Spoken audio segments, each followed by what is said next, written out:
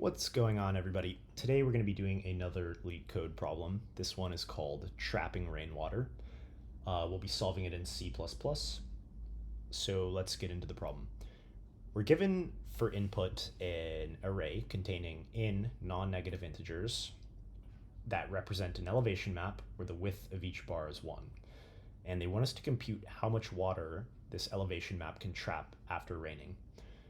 So this problem is very similar to container with most water. So I would highly recommend solving that one first. In that problem, it basically wants us to find, whichever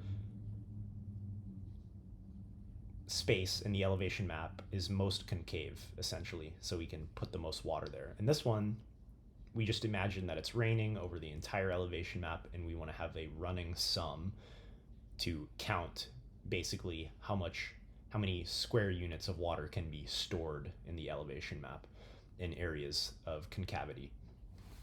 So this illustration gives a nice example, a nice visualization of what is actually going on in this problem and what they're looking for in the solution.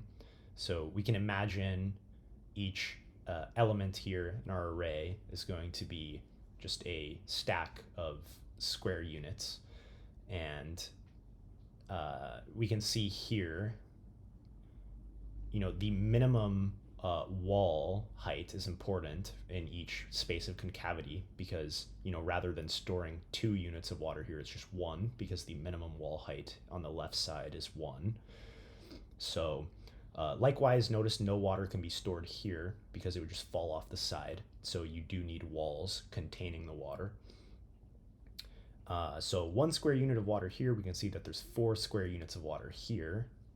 And we can see there's 1 square unit of water here. And notice for this, in this particular pocket of water, the height at this element is 1. So we also have to factor in the height at each position to properly, compute that running sum of water.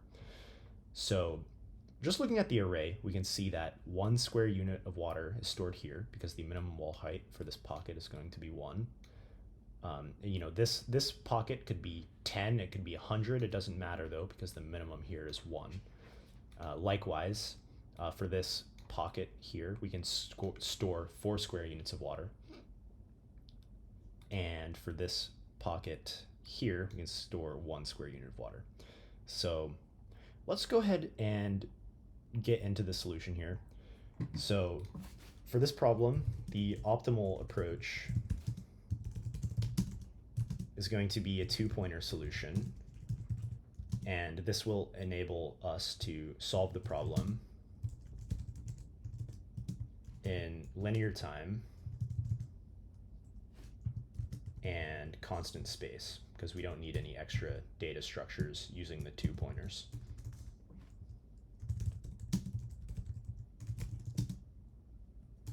So space complexity is going to be constant. So the first thing we're going to do is just initialize our 2 pointers.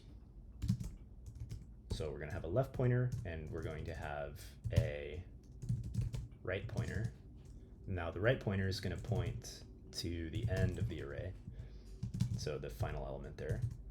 Pretty standard setup for 2-pointer problems. And then we're also going to need a while loop that basically just iterates while the pointers are not overlapping. So that's the basis of the 2-pointer algorithm. In addition to our pointers, we're also going to need to keep track of the maximum height of the left wall. So that would be, whichever wall or whichever element basically has the highest value that we've seen so far for the left pointer. And likewise, we need to do the same for the right pointer. So I'll call this int left max. And at first, we can just set that to the first element that the left pointer is pointing to. And then we'll do the exact same thing for the right max.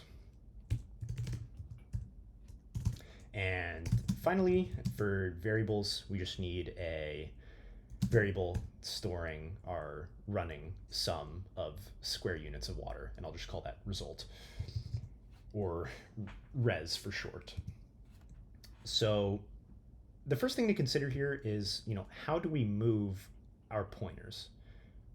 Now, if we've already seen or basically we're going to be comparing the left max and the right max to update our pointers. So if left max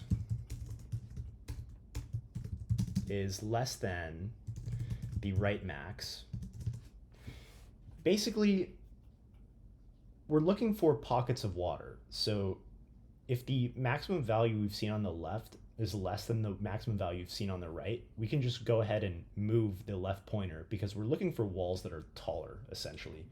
So the first thing we'll do there is update the left pointer. And then to make this hopefully a little more simple to understand, I'll go ahead and do the symmetric code for the right pointer. So right minus minus. Now, the next thing we do is we need to update the maximum wall for the left pointer. So to do that, we can just use the built-in maximum function in C++. So left max is going to be equal to the maximum between the current left max and the height of the element at the left pointer. And then again, the symmetrical case on the right side is going to be virtually the same code, just with the right pointer. And finally, we need to update that running sum. So, and to do that, we're basically going to add how much water can be stored at the current element. Now, how do we know how much water can be stored at the current element? Well, the algorithm for that is basically going to just be, so we're going to add to that running sum. It's going to be the left max, because that is the so like imagine you're here for the left pointer. That's going to be the maximum height of our water line, but we also need to know the depth of the current element. That has to be factored in adding this sum. So like we couldn't just add 2 here because the height is 2, because there's a unit here that's can't be filled with water. So we have to subtract the current height of the left element for that to get updated properly. So we're going to do the exact same thing in the symmetric case for the right pointer.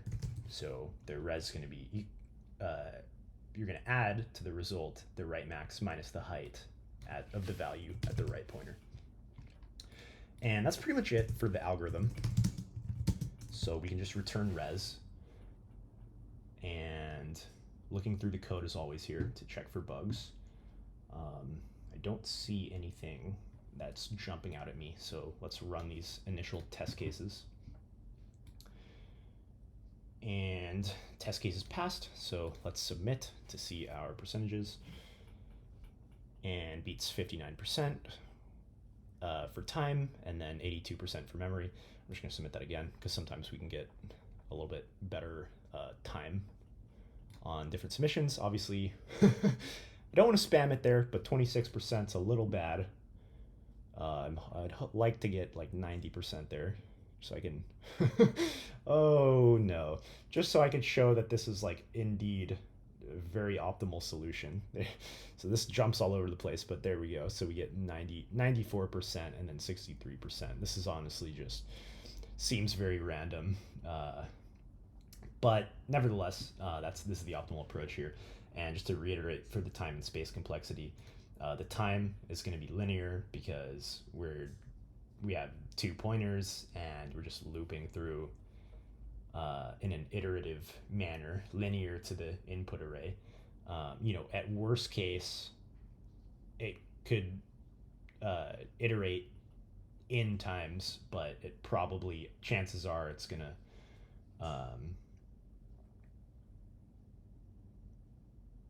that'll be average. So, and then for space complexity, it's constant, of course, because we don't have any extra data structures here. We're just using integer values which are fixed for regardless of the size of this height array. So hopefully hopefully this video helped you understand this problem, or if it did, please leave a like and subscribe. It helps a lot.